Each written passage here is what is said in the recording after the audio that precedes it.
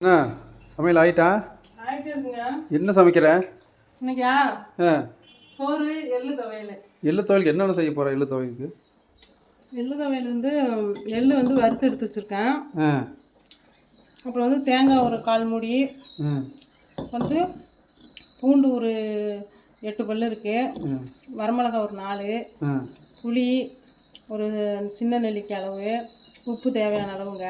இது எல்லாமே வறுக்கணுமா? எப்படி வறுக்க வேண்டியது இல்லையா? வறுத்தது எள்ளு மட்டும் வறுத்துருக்காங்க, மற்ற எதுவும் வறுக்க வேண்டியதில்லை, அப்படியே போட்டு அரைக்க வேண்டியது. ஆமாம். இப்போ எள்ளு தோல் நீக்கி அரைக்கிறனால அரைச்சிக்கலாம், தோல் எடுக்காமல் அரைக்கணும். நான் தோல் எடுக்க மாட்டேன், ஏன்னா சத்து இருக்குல்ல. ஆமாம், நல்லெண்ணெய் விற்கிற விலைக்கு எண்ணெய் வேட்டுங்க. ஒவ்வொரு வாய் எடுத்து போட்டால் எதுக்கு பத்து அப்புறம் எடுத்து போட்டால் வேட்டுங்க.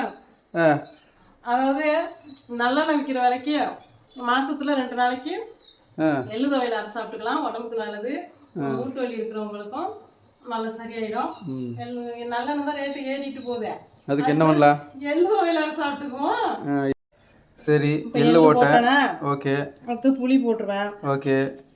அப்புறம் பூண்டு. ஓகே. அதுக்கப்புறம் வரமிளகா போட்டேன். சரி. உப்பு அவ்வளோ போட்டால் போதுமா? தேவையான அளவு போட்டுக்கோங்க. காரத்துக்கு மிளகா சேர்த்துக்கோங்க. இப்போ தேங்காய்ங்க. ஓகே.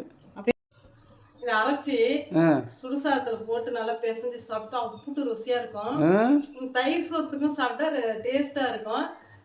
செஞ்சு காமிக்கிறோம் வாங்க. ஓகே. இதெல்லாம் சேர்த்தாச்சு, மூடி அரைச்சிக்கலாங்க. பாருங்க, சட்னி அரைச்சாச்சுங்க. தண்ணி ஊற்றி இந்த பதத்துக்கு அரைச்சிக்கோங்க.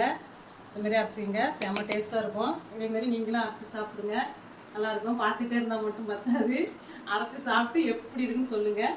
இப்போ நான் சாப்பிட்டு பார்க்குறேன். சூப்பராக இருக்குது. நான் சொல்ல நீங்கள் சொல்லலாம், அரைச்சி சாப்பிட்டு பாருங்கள். தோல் வேண்டாம்னா நீக்கிடுங்க. ஓகே, பாய்.